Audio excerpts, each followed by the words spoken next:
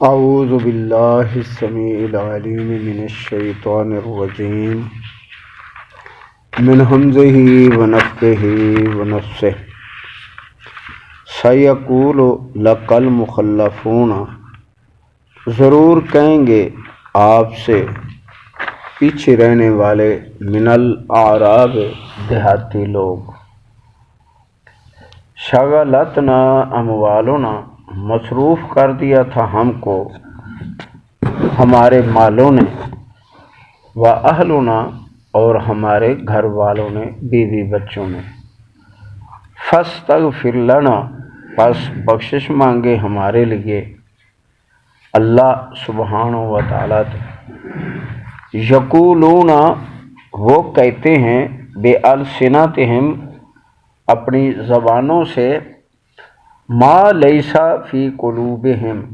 جو ان کے دلوں میں نہیں ہوتا، یعنی دلوں کے اندر اور چیز ہے اور زبان پر اور چیز ہے۔ قل، آپ انہیں فرمائیں، فمن یملک لکم من اللہ شیئا، کون تمہارا جو ہے وہ دفاع کرے گا اللہ سے چھڑانے کے لیے، ان ارادکم ضررا، اگر اللہ تعالیٰ تمہیں سزا دے اس کی جو تم گفتگو کر رہے ہو، تمہاری گفتگو کی اگر اللہ تمہیں سزا دے، ضررا تکلیف دے، او ارادہ بکم نفع، یا اللہ تعالیٰ تمہیں نفع پہنچائے، خیر دے، بل کان اللہ ہو،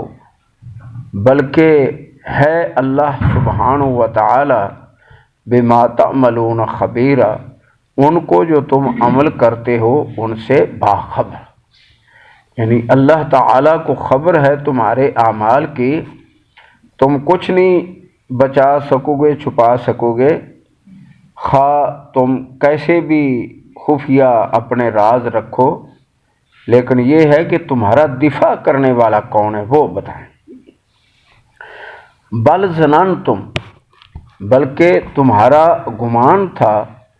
اللن ینقلب الرسول،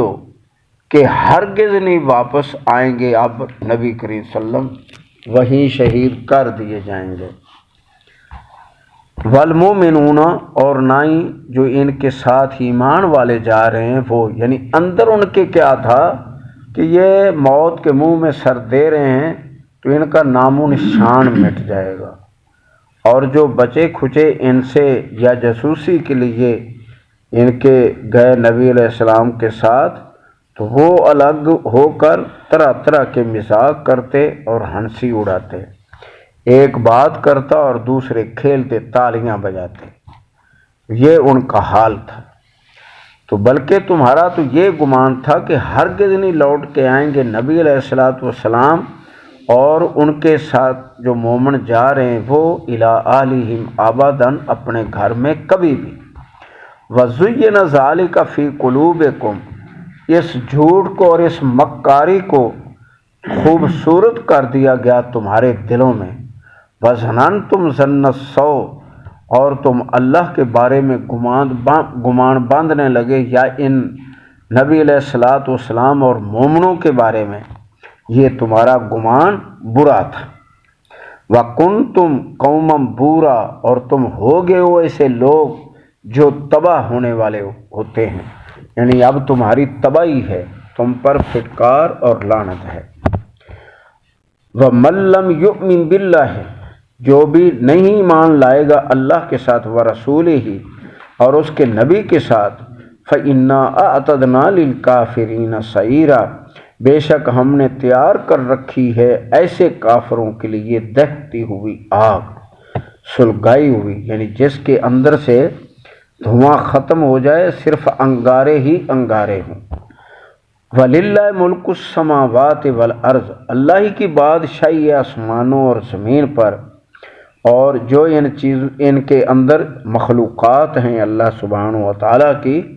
تو سب پر بادشاہی، حاکمیت اللہ کا ہے۔ یغفر لمن یشاء، وہ معاف کر دے گا، بخش دے گا جس کو چاہے گا، وَيُعَذِّبُ مَن یشاء، اور عذاب دے گا جسے چاہے گا، وقان اللہ غفور الرحیم، اور اللہ تعالیٰ ہے بخشنے والا اور رحم کرنے والا۔ یعنی جب وہ کسی کو معاف کرتا ہے، بخش دیتا ہے، تو یہ اس کی رحمت کا تقاضا ہے، حتیٰ کہ انبیاء بھی سوائے اس کی رحمت کے جنت میں جانے والے نہیں ہیں۔ اللہ کی رحمت گھیرے گی انبیاء کو، اور یہی عقیدہ جو ہے وہ سنت کے مطابق ہے۔ سیقول المخلفون، ضرور کہیں گے پیچھے رہنے والے، اذن طلقتم الی مغانم،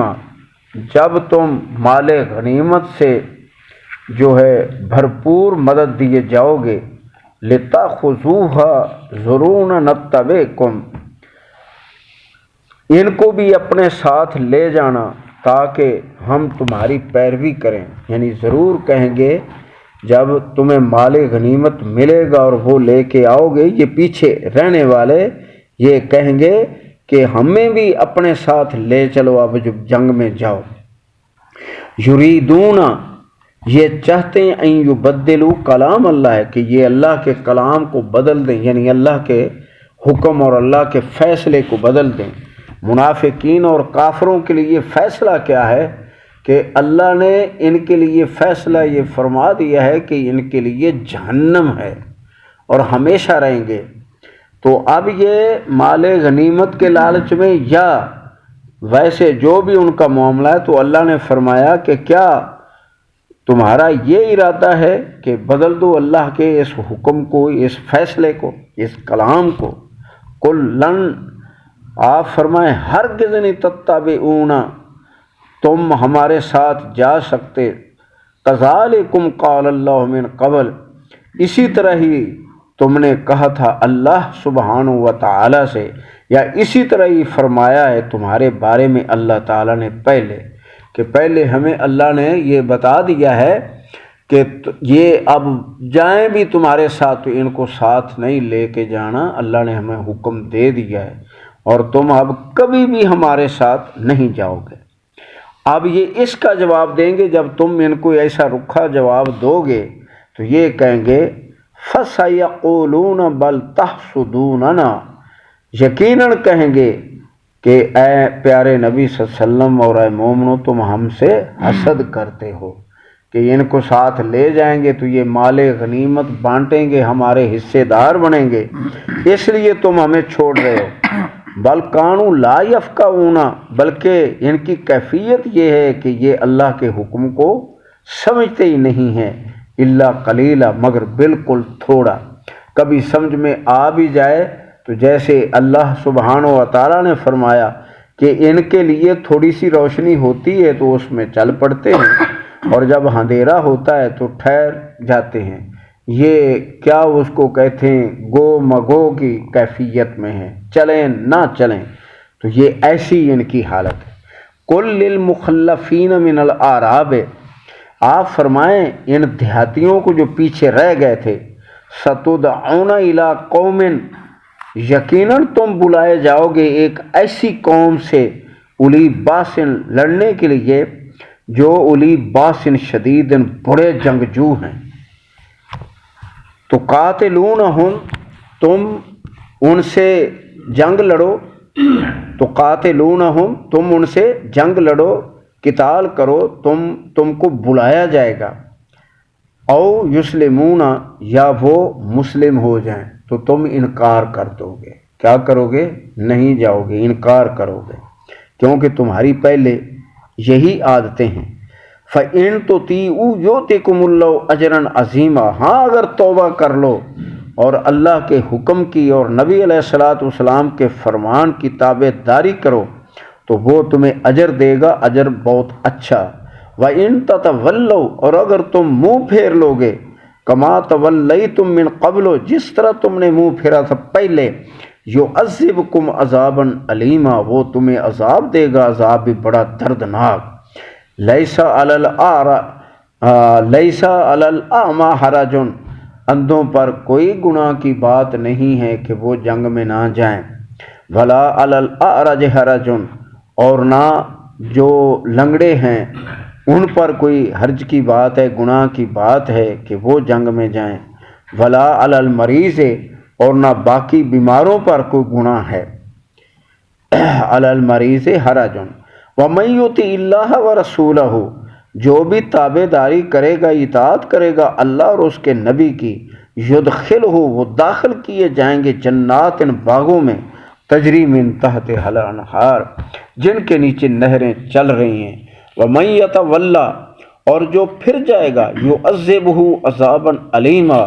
تو وہ اس کو عذاب دے گا، عذاب بھی بڑا دردناک۔